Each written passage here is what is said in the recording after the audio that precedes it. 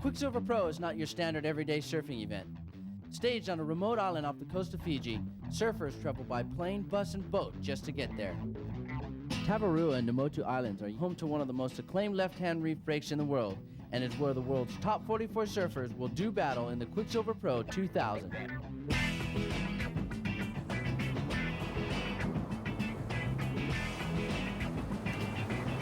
I'm excited, I can't wait. Event number 4 of the World Championship Tour was blessed with near-perfect waves that had the competitors fired up and eager to get the competition started.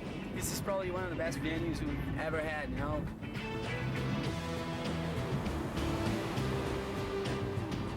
Perfect setup at the island. Perfect waves here, perfect waves at restaurants, perfect waves over the ride, it's just perfect. Perfect setup, perfect waves.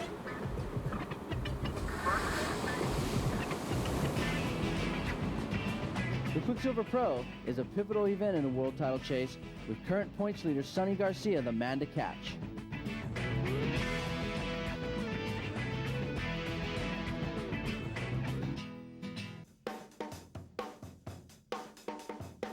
But the waves here in Tavarua are amazing.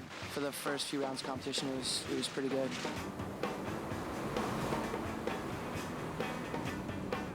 The timing of the swell and the surfers collided to create one of the best starts to an event this year.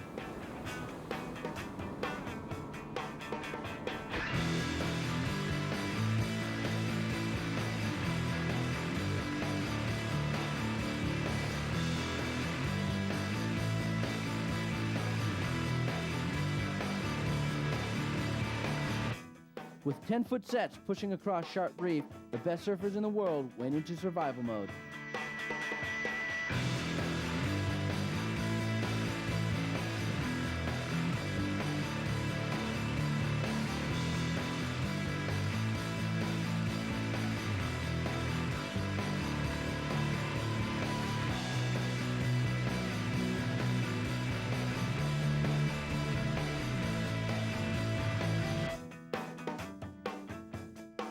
Tim Kern ignored all possible dangers and defeated the Patarats brothers in the most exciting heat of the day. I got second, I was struggling to get first, so Tim Kern got this beautiful wave.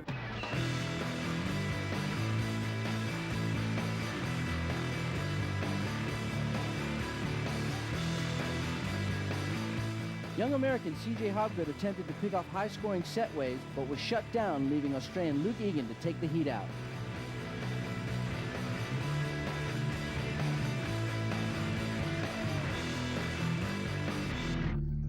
So the last couple of days really has just been fantastic. We were watching 10 to 12 foot surf, you know. It was incredible.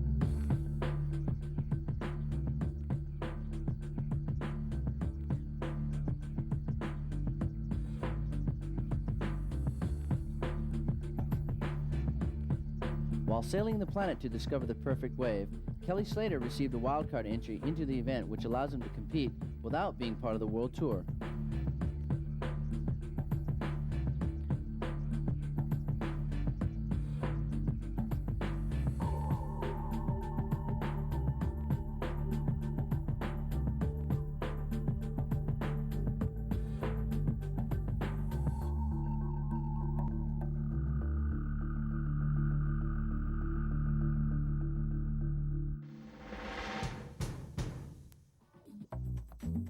Tavarua and Namotu Islands are unique in that they are set up exclusively as a surf resort.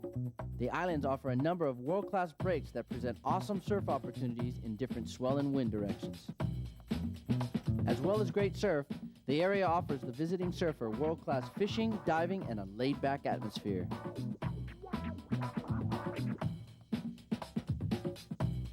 The islands are also home to local Fijians, who are paid respect to at the opening ceremony of the event.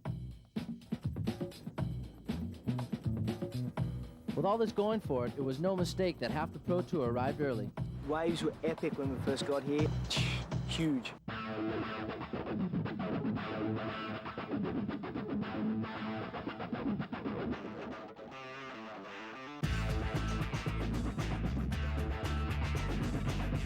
Those who did arrive early were treated to some uncrowded Fijian perfection. How's this for a day at the office?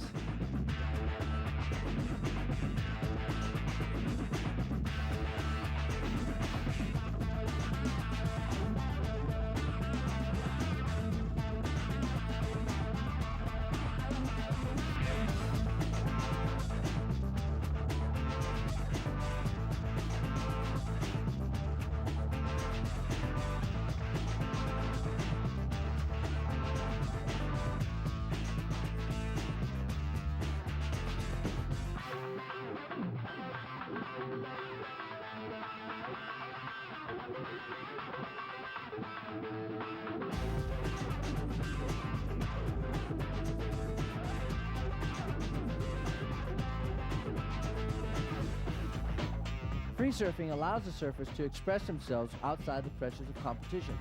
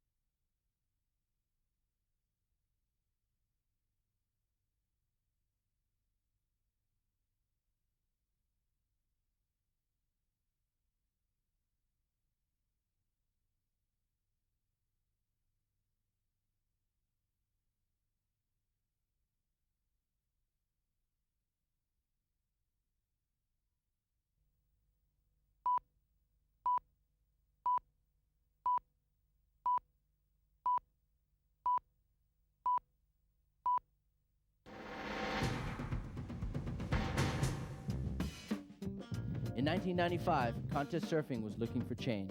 This was found at a remote location on the southwest tip of the Indonesian island named Java. G-Land was a spot. The waves were perfect, Kelly Slater the winner. The direction of professional surfing was changed forever. The Quiksilver Pro showed empathy for culture and customs and was blessed with waves. Shane Beshan and Luke Egan conquered as they both enjoyed competing in the powerful left-hand reef break.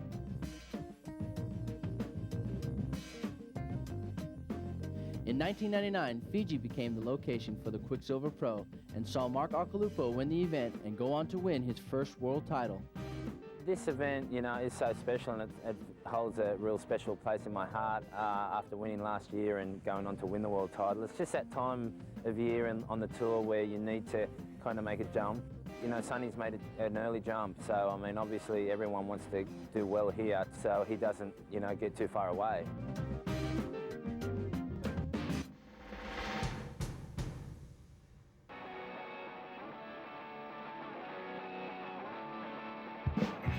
Once again, great waves rolled across the reef at Cloudbreak for the start of round 2. From this point on, the competition becomes do or die man-on-man heats, with the defeated packing up and heading home.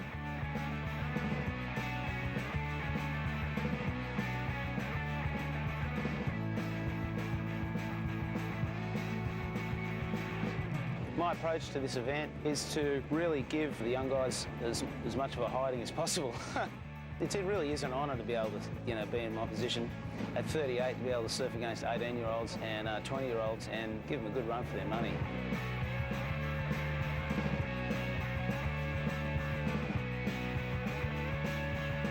Young wildcard entry Troy Brooks pushed the more experienced Nathan Webster.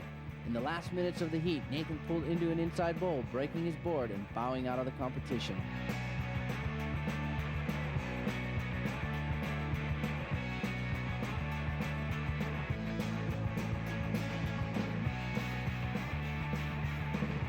The highest heat scores of round 2 were posted by identical twins CJ and Damian Hobgood.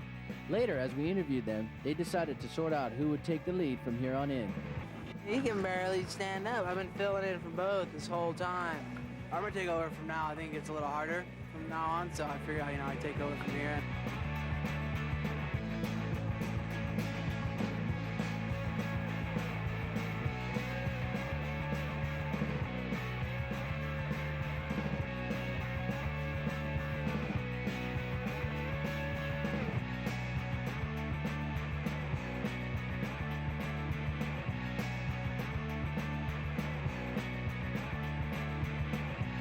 Late in the day, the waves became clean as super casual Rob Machado styled in some perfect barrels to win the final heat against Glendon Ringrose.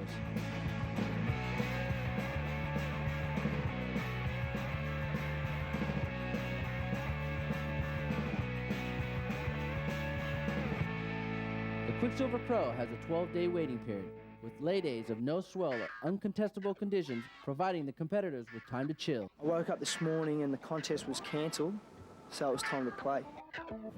Go trawl around and hook up. Come on, baby. Wahoo, charging boat. Fourth gap lucky. Yeah, that's what we're talking about! The last couple of days we've gone a little bit mad because it's been flat.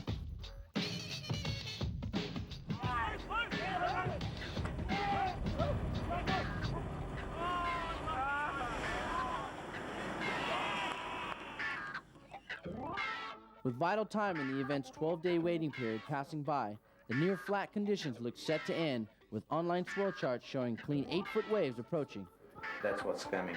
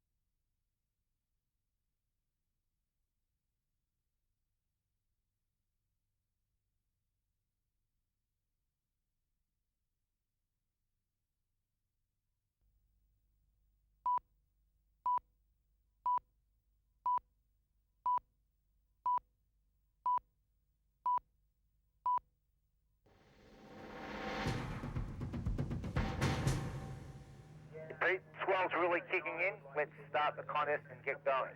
Yeah, I got that, Rod. Event director Rod Brooks called the contest go as internet swell predictions came true. Island Express to Tower, round 3 is underway. Round 3 is underway.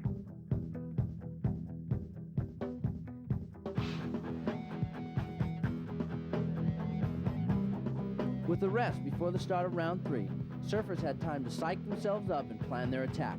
This round saw some of the highest standard of surfing throughout the whole event. Once again, Tim Kern went hard and the young American knocked out big wave animal Pedersen Rosa.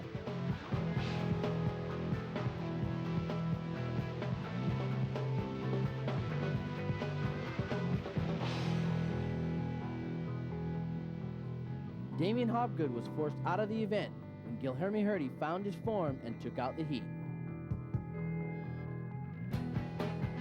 All eyes were on the break as 6-time world champion Kelly Slater lined up against current world champ Mark Occhilupo.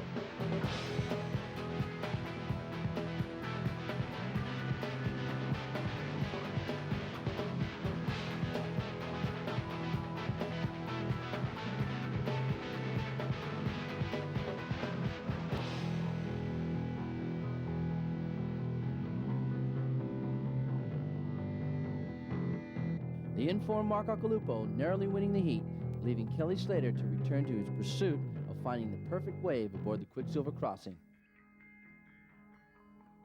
You know, you can have more fun on the World Tour than anywhere, really. But my life just went a different direction, you know, and I still have more goals in surfing as far as what I want to do with my surfing, and you know, I don't believe I've reached my potential.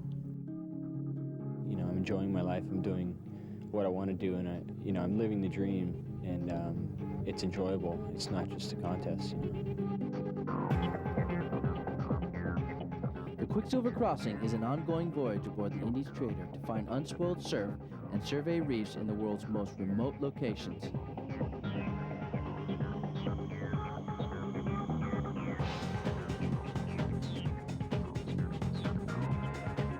Tom Carroll has been amongst the first surfers to ever ride over 50 uncharted world-class waves aboard the crossing.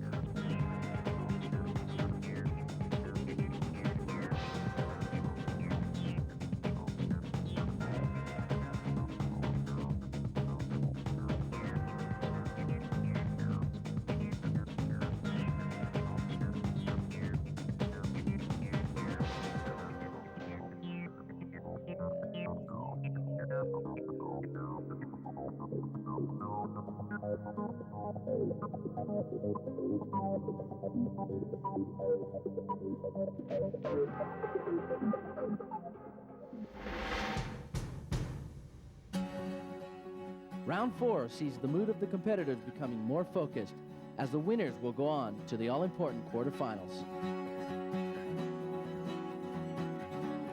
The stylish Flavio Patarach was knocked out by CJ Hobgood, slowing the Brazilian charge.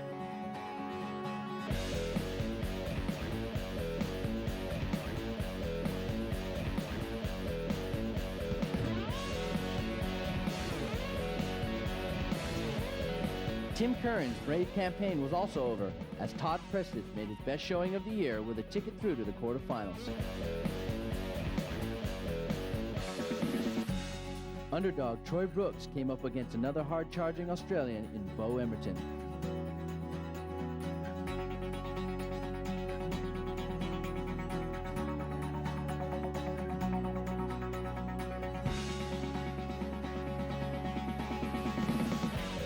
Bo Emerton dropped his guard as Troy Brooks knocked him out of the competition and also went through to the quarterfinals.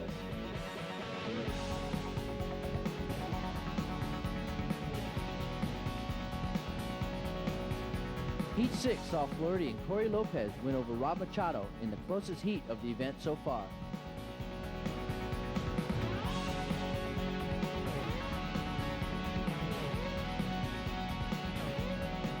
As the wind picked up, so did the action, with informed training partners Mark Occhilupo and Luke Egan both posting convincing wins to meet each other in quarterfinal number 4. Paradise!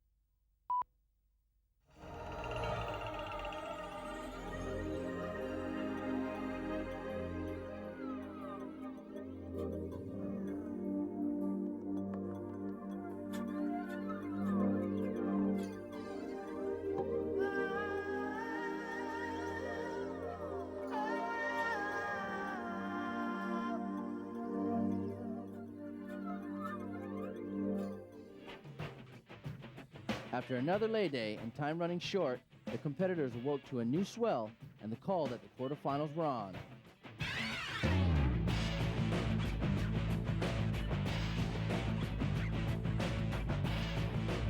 With more ambition than experience, the now polished CJ Hobgood held on long enough to take the win by only 1 point over Todd Prestidge.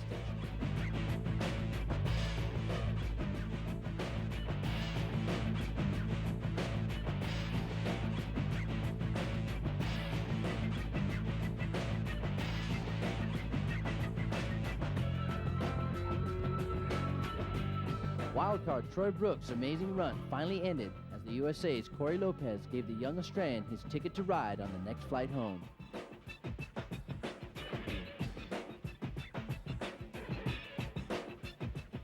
Waves are really good out there right now. It's really fun and rippable, and sometimes you just get in a tube and you get so locked in, you're just looking so far ahead going, come on, let me out, and it does sometimes, so that's good.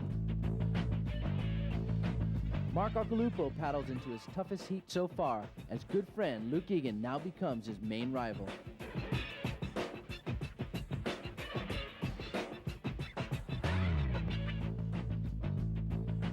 We surf together a lot, but it's like an eerie feeling when we draw each other. You know each other's going to try so hard and do so well.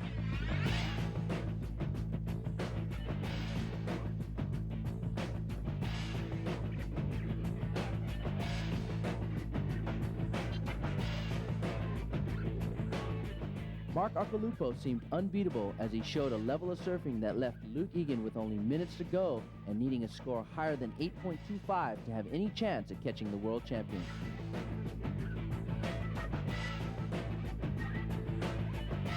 As Mark Occhilupo kicked out of his last wave and looked up, he saw Luke Egan paddling into a wave that would hold the destiny of both competitors.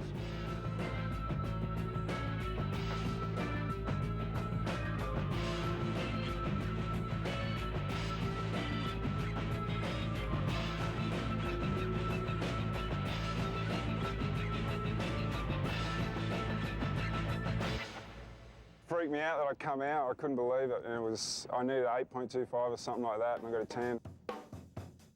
A 10 was what it took to beat the world champion as we left the quarterfinals and probably the best heat of the year.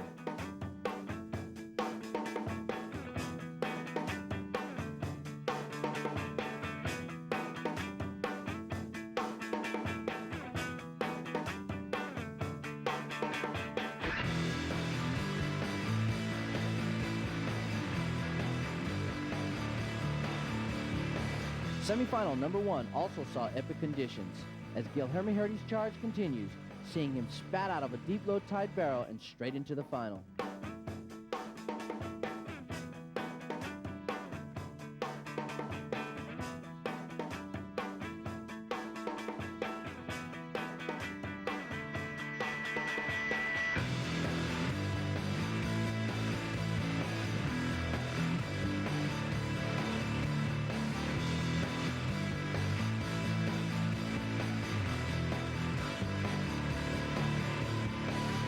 In semifinal number 2, Luke Egan's confidence was on an all-time high, making him look unstoppable as he left Cory Lopez in his wake.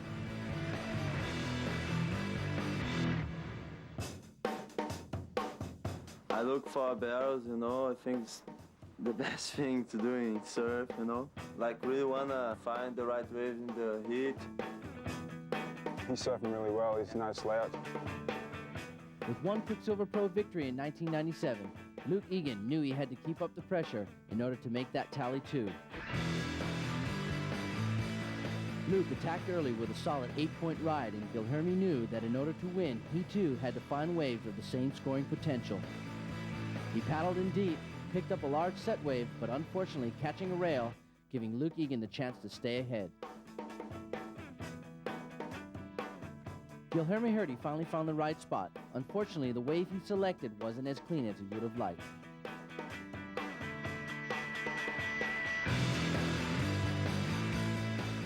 Luke Egan had victory in his sights and knew that another wave would seal his right to claim his second Quiksilver Pro title.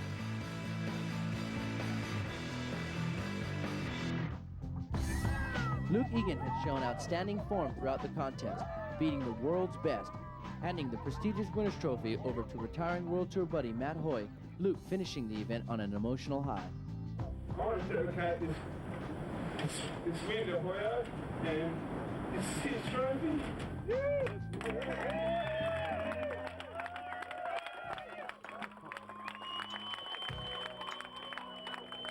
The Quiksilver Pro 2000 will be remembered as one of the best events in ASP Tour's history. The people, the action, and a lot of emotion, all fueling the chase for the world title.